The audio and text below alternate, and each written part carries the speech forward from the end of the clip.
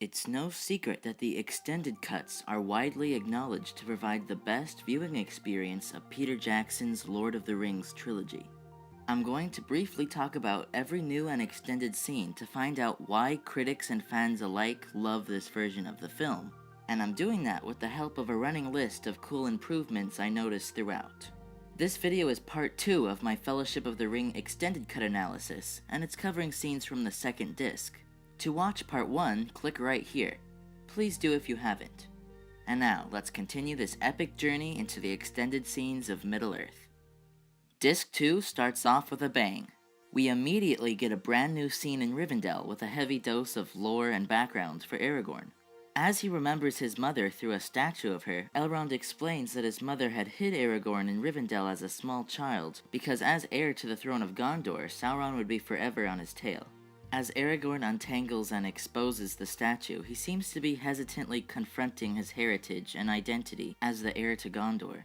He shows this reluctance by telling Elrond he doesn't want the king's sword and the power of being king. This feeds right into Aragorn's character arc in the next 2 films, and it's so great to see beginning here. One of my favorite new scenes so far. Elrond sends the Fellowship off on their quest with a little speech, and they walk out of Rivendell. This scene, as much as I like it, kinda feels like, okay, yeah, this was implied when we saw them leaving. It doesn't really need to be here, and Peter Jackson has said when the Fellowship formed, he just wanted them to get out of there ASAP, which unfortunately cut out this scene and the previous one. Frodo's line, Frodo, Gandalf, is it left or right? is brilliant, showing as one website puts it, how insecure Frodo is in his new role as the Ring-Bearer. This scene does have a slight sense of, okay, just leave already. But it's fine, and it's only 74 seconds long. I guess if you ever wanted to see the Fellowship actually walking out of Rivendell, this is the scene for you.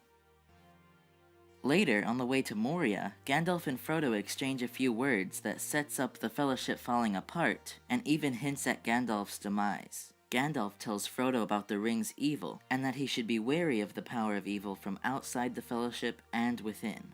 I really like this scene, and it's nice seeing more character interaction from Gandalf and Frodo, because in some ways they really are at the heart of the film. It's a good and well-acted scene. Since it's over 25 seconds, I have to talk about it. Gandalf tries a lot longer to open the magical door, which includes pushing and saying Elvish phrases. It jumbles the pacing a little bit. Next, we get a great scene that connects this movie with the Hobbit movies even more. Gandalf shows the Fellowship that the dwarves mined mithril here in Moria, and mentions that Bilbo was given a mithril coat from Thorin. Gimli says this was a kingly gift, and Gandalf says it was worth more than the whole Shire. Frodo looks a bit uncomfortable because he's actually wearing that mithril shirt. It's fairly straightforward, but I really like the references and seeing more of the culture of Moria. During Gandalf and Frodo's conversation in Moria, a new clip was added of Gandalf telling Frodo that Gollum's name was once Smeagol, and that his life is a sad story. It's pretty important that Frodo knew Smeagol's name in the Two Towers, and this may have been part of why Frodo seemed to pity Gollum when Sam couldn't. There's about 30 new seconds of fighting at Balin's tomb, which includes Boromir getting his butt kicked by the troll and Aragorn pretty much saving his life. And that's it. Now here's a very large difference with the 2 cuts. Exclusively in the theatrical cut, we get a short 30-second scene with the elves agreeing to let the Fellowship in Lothlorien because the woods are dangerous. In the extended edition, instead of that, we get a 2-minute scene of Aragorn trying to convince the elves to let them in, but Haldir is hesitant because of Frodo and the ring. Frodo seems to feel guilty and half imagines the Fellowship giving him dirty looks. Boromir tries to comfort Frodo, and Gimli, as usual, insults the elves. Eventually, they are allowed to be let in. Then they are seen walking through the forest and look at Kara Skalathon from afar. I like the extended cut of these scenes better for many reasons. It being a lot closer to the book is definitely one of them. The meeting with Celeborn and Galadriel is longer, with more talk of Gandalf's demise. I don't really have much of an opinion on it. Another Lothlorien scene. Sam is unhappy that the elves aren't talking about Gandalf's fireworks in their lament, so he makes up a quick poem about them. Thanks for the poem, Sam. Okay, moving on. We now arrive at the longest new scene in the entire movie. You remember from the theatrical version that Galadriel gives Frodo the light of Elendil.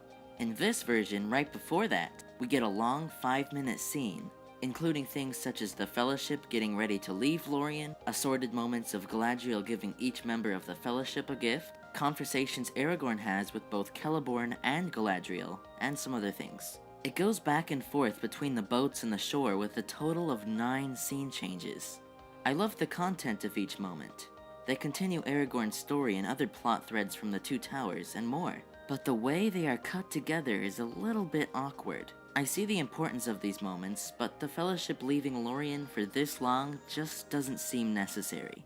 I guess Peter Jackson quickened leaving the Shire, leaving Rivendell, and leaving Lothlorien in the theatrical cut. The Fellowship are camped out on the shores of the Anduin River, and we see all sorts of cool stuff. Aragorn and Boromir have an extremely heated argument on where to take the Fellowship now that Gandalf has died. Sam tries to comfort Frodo and reminds him about the promise he made to Gandalf about protecting Frodo. And we see Gollum following the Fellowship on a floating log, which is so extremely exciting to see Gollum already following them before the Two Towers. All this stuff is super cool and it adds a lot of amazing drama before the film's climax. There are more than 6 new bits of fighting and dialogue in the Amon Hen battle that I simply can't get into, along with some other short moments I left out of this video. If you really want to know every single second of new footage, I've left some helpful links in the description that have really helped me in making these videos. Last week I recapped the main things the extended edition helped so far. While some of the second batch of new scenes did fall into that list, there are plenty more. It begins Aragorn's character arc about Arwen and his kingship way earlier. It sets up many elements for the next 2 films, connecting the trilogy together even more. It even connects this movie to The Hobbit much more. It shows the Fellowship departing places in much more detail. It makes the movie much more faithful to the book. And lastly, it fixes more pacing issues than it creates. That's about all I could find. If you have anything else to add to this list, please write it down in the comments. And this video is getting much too long for its own good, so bye.